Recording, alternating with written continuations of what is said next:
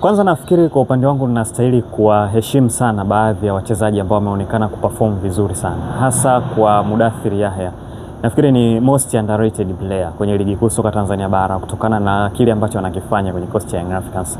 Ni misimu miwili kwa hivi sasa Mudathir Yahya amekuwa ni mchezaji muhimu sana kwenye kikosi cha Young Africans. Utakumbuka Mudathir alianza kucheza kama kiungo wa chini, kiungo mkabaji. Lakini kwa misimu miwili ya hivi karibuni amekuwa akihusika zaidi kwenye robo tatu ya mwisho mwa mpinzani. Hiyo ni kutokana na ubora aliokuwa nao. Lakini kwenye zile nyakati ngumu, kwenye zile nyakati ambazo Young Africans inakosa mabao muhimu, unaona Mudathir Yahya kuna uwezekano wa kufika kwenye robo tatu ya mwisho mwa mpinzani na kufunga mabao yale muhimu. Sasa hiki ni kitu ambacho kimesaidia Young Africans kufanya vizuri kwenye nyakati zote. Ni most underrated one, lakini ni moja kati ya viungo ambao wanafanya vizuri sana kwa misimu ya hivi karibuni.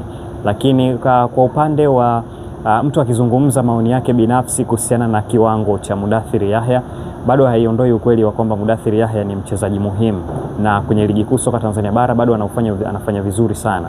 Moja kati ya viungo bora kwa hivi sasa. Lakini kuhusu kulinganisha wachezaji wazawa pamoja na wachezaji wasiofanya na wachezaji ambao ni wa kigeni, ligi kuu soka Tanzania bara imejumuisha wachezaji wote. Kila timu ina ruhusa ya kusajili wachezaji 12 wa kigeni. Hiyo ni kutokana na uhitaji wa clubs kwa misimu ya hivi karibuni.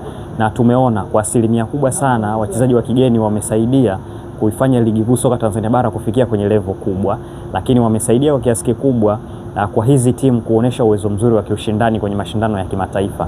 Young Africans pale kwenye mchezo wa dhidi ya Mashujaa, golikipa Djigui Diarra kwa siku za karibuni ukimzungumza unaona ubora aliokuwa nao. Lakini baada ya kukosekana kwa Dickson Job na Ibrahim Baka, Frank Yasinki alichukua nafasi yake. Kwa unaona ni umuhimu kiasi gani ya wachezaji wa kigeni waliokuwa nao. Lakini pia Shadrack Isaac Boka ni miongoni mwa fullback waliopo kwenye kikosi cha Young Africans. Tukienda mbele kwenye kikosi na mkuta Aurelio Depu ambaye kabla ya kupata majeraha alikuwa na wastani wa kufunga bao moja kwenye kila mchezo ambao anacheza. Unaona thamani aliyoiongeza kwenye kikosi.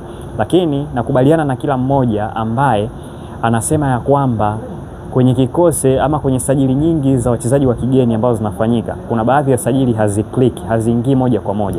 Kwa ukiangalia kwenye takwimu kwa hivi sasa Young Africans kwenye madirisha mawili ya usajili wamesajili wachezaji 14. Kwa hawa wachezaji 14 wote kwa ujumla kwa maana ya wazawa pamoja na wa kigeni. Kwenye hawa wachezaji 14 ni wachezaji 4 tu ndio ambao wameclick kuingia kwenye kile kikosi cha kwanza na kuonekana kuwa ni regular starters.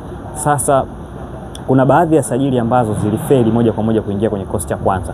Kuna udhaifu mkubwa sana wa kuenda sokoni na kuchagua sajili zenye ubora ili kuhakikisha zinaingia moja kwa moja kwenye kikosi, tofauti na wakati ambao kulikuwa na sajili za wachezaji wachache wa kigeni.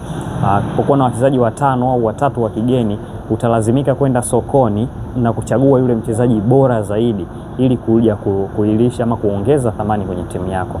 Lakini kwa siku za hivi karibuni kuna changamoto kubwa kwa viongozi kwenda sokoni na kuchagua wale wachezaji ambao tunaweza kusema ni A-list, wale wachezaji wenye ubora mkubwa na kuingia sokoni. Kwa hiyo kuna udhaifu wa kufanya sajili, lakini si kweli kwamba wachezaji wote wa kigeni ambao wanasajiliwa hawajafanya chochote au hawana thamani yoyote kwenye ligi kuu soka Tanzania bara, lakini kwa hivi vikosi kwa ujumla.